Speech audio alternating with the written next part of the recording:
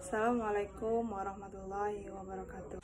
Baiklah, kita lanjut ke materi 3, yaitu tentang konsolidasi dengan akuisisi pada nilai tercatat ekuitas. Mengenai proses pencatatan laporan keuangan konsolidasi dengan akuisisi pada nilai tercatat yang dilakukan perusahaan induk terhadap saham perusahaan anak pada nilai tercatat. Karakteristik konsolidasian dengan akuisisi pada nilai tercatat ekuitas atau imbalan yang dialihkan berupa kas atau aset lain, di mana imbalan yang dialihkan sama besarnya dengan nilai tercatat dari ekuitas, maka tidak ada selisih. Adapun prosedur konsolidasi yaitu menurut PSAK 65 tahun 2014, yaitu yang pertama menggabungkan aset, liabilitas, ekuitas, penghasilan, beban, dan arus kas sejenis dari entitas induk dengan entitas anaknya. Yang kedua, mengeliminasi jumlah tercatat dari investasi entitas induk pada setiap entitas anak dan bagian entitas induk pada ekuitas setiap entitas anak. Dan yang ketiga, mengeliminasi secara penuh aset dan liabilitas, ekuitas, penghasilan, beban, dan arus kas dalam. Selanjutnya kita ke konsolidasi dengan akuisisi pada nilai tercatat terbagi menjadi dua. Yang pertama, ketika perusahaan induk mengakuisisi pada nilai tercatat entitas dengan kepemilikan penuh, artinya perusahaan induk mengakuisisi 100% saham perusahaan anak. Terus, maka penyusunan laporan keuangan konsolidasi terbagi menjadi dua, yaitu yang pertama menyusun laporan keuangan konsolidasi sesaat setelah akuisisi, maka laporan keuangan konsolidasi yang dibuat hanya laporan posisi keuangan. Dan yang kedua, menyusun laporan keuangan konsolidasi setelah periode akuisisi, maka akan ada yang pertama laporan keuangan konsolidasi semakin banyak seperti laba atau rugi, bersih konsolidasi, laporan perubahan modal konsolidasi, laporan posisi keuangan konsolidasi, laporan arus kas konsolidasi. Yang kedua, adanya penambahan akun seperti beban dan pendapatan. Dan yang ketiga, jurnal eliminasi semakin banyak. Jurnal eliminasi ini ada di pencatatan baik induk maupun di pencatatan anak. Oleh karena itu, suatu perusahaan akan menyusun laporan keuangan konsolidasi sesaat atau sejenak. Perusahaan itu memiliki pengendalian atas suatu perusahaan sampai dengan akhirnya pengendalian tersebut. Hanya ada dua jurnal eliminasi di laporan keuangan konsolidasi setelah periode akuisisi. Yang pertama, mengeliminasi bagian laba dan entitas anak. Dan yang kedua, mengeliminasi dividen yang diumumkan tambahan nilai investasi di pencatatan entitas anak. Dalam hal ini tidak ada kepentingan non-pengendalian. Untuk penjelasan selanjutnya, ketika perusahaan induk mengakuisisi pada nilai tercatat entitas dengan kepemilikan sebagian, maka penyusunan laporan keuangan konsolidasi terbagi menjadi dua, yaitu menyusun laporan keuangan konsolidasi sesaat setelah akuisisi, maka laporan keuangan konsolidasi yang dibuat hanya laporan posisi keuangan. Dan yang kedua, menyusun laporan keuangan konsolidasi setelah periode akuisisi. Dalam hal ini, maka akan dilaporkan adanya kepentingan non-pengendalian. Jurnal eliminasi dilapor keuangan konsolidasi setelah periode akuisisi dengan kepemilikan sebagian, yaitu yang pertama, mengeliminasi bagian laba dan entitas anak, mengeliminasi dividen yang diumumkan untuk kepentingan dan pengendalian, dan muncul di posisi kredit, kepentingan non-pengendalian. Dan yang ketiga, mengeliminasi bagian laba kepentingan non-pengendalian. Dan yang keempat, jurnal eliminasi bersifat basic, mengeliminasi modal saham entitas anak, saldo laba entitas anak, investasi pada entitas anak. Kepentingan non-pengendalian dalam PSAK 65 tahun 2014 memberikan definisi kepentingan non-pengendalian sebagai ekuisis entitas anak yang tidak dapat didistribusikan secara langsung atau tidak langsung kepada entitas induk.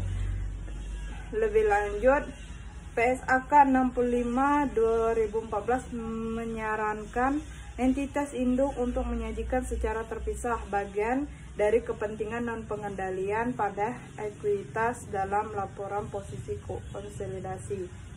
Dalam penyusunan laporan keuangan konsolidasi ini akan ada yang pertama, jurnal eliminasi. Jurnal eliminasi bukanlah bagian dari siklus akuntansi. Jurnal eliminasi tidak sama dengan jurnal penyesuaian. Jurnal penutup dan jurnal umum. Jurnal eliminasi ini adalah jurnal yang dibuat dalam kaitannya dengan proses laporan keuangan konsolidasi. Tujuannya apa? Tujuannya yaitu kaitannya dalam proses penyusunan laporan keuangan konsolidasi agar akun-akun beserta saldonya yang tersaji dalam laporan keuangan konsolidasi hanya mencerminkan pengaruh dari transaksi ke pihak non-afiliasi, sedangkan transaksi yang melibatkan pihak berelasi induk dan anak harus dieliminasi, tidak memunculkan pengaruhnya. Yang ketiga, isu seputar konsolidasi. Pencatatan investasi saham dengan menggunakan metode biaya artinya tidak mencatat bagian laba ketika perusahaan anak membagikan laba lalu mengeliminasi dividen bagian milik perusahaan induk. Jika kepemilikan lebih dari 50%, maka pencatatan bisa dengan metode ekuitas atau metode biaya. Konsolidasi dengan akuisisi pada nilai tercatat adalah pengakuisisian perusahaan yang diakuisisi oleh perusahaan pengakuisisi dengan jumlah imbalan yang dialihkan sama besar dengan nilai tercatat dari aset bersih perusahaan, dan diakuisisi imbal yang diterapkan oleh pengakuisisi itu sama dengan nilai ekuitas yang diambil ahli atau aset bersih yang diambil hari, maka tidak akan ada muncul yang namanya diferensial. Akuisisi dengan kepemilikan penuh yaitu mengakuisisi perusahaan tersebut seluruh aset pihak pembeli aset yaitu dengan 100%. Saham perusahaan lain itu dikatakan mengakuisisi dengan kepemilikan penuh. Berbeda jika menghapus kepemilikan sebagian dari 100% dari perusahaan, sehingga konsekuensinya tidak ada kepentingan non-pengendalian. Jadi kalau ada pengakuisisi suatu perusahaan ibu 100%, maka ketika menyusun laporan keuangan konsolidasi tidak akan ada yang namanya kepentingan non-pengendalian. Semua ekuitas anak ini adalah mengakuisisi secara efektif itu punyanya induk kalau 100%. Kalau awalnya adalah dengan kepemilikan sebagian dari perusahaan, pengakuisisi itu mendapatkan atau membeli saham suatu perusahaan, pengendalian syarat harus di atas 50%. Tapi jumlah saham yang diambil dari usaha itu tidak sampai 100%, hanya 80%. Maka ekuitas anak yang efektif dimiliki oleh induk itu menyusun laporan keuangan konsolidasi terbagi dua. Ada yang sesaat setelah akuisisi, ada yang setelah periode ekuitas. Kepemilikan sebagian konsolidasi yang disusun adalah laporan keuangan konsolidasi saat setelah akuisisi, kemudian konsolidasi setelah periode akuisisi. Metode ekuitas dalam mencatat investasi di bagian terakhir setiap bab. Alternatif kalau kita mencatat investasi kita menggunakan metode biaya, bagaimana dampaknya terhadap laporan keuangan konsolidasian? Tentu dampak itu pada jurnal eliminasinya dan beberapa pencatatan yang tidak sama antar metode ekuitas dengan metode biaya.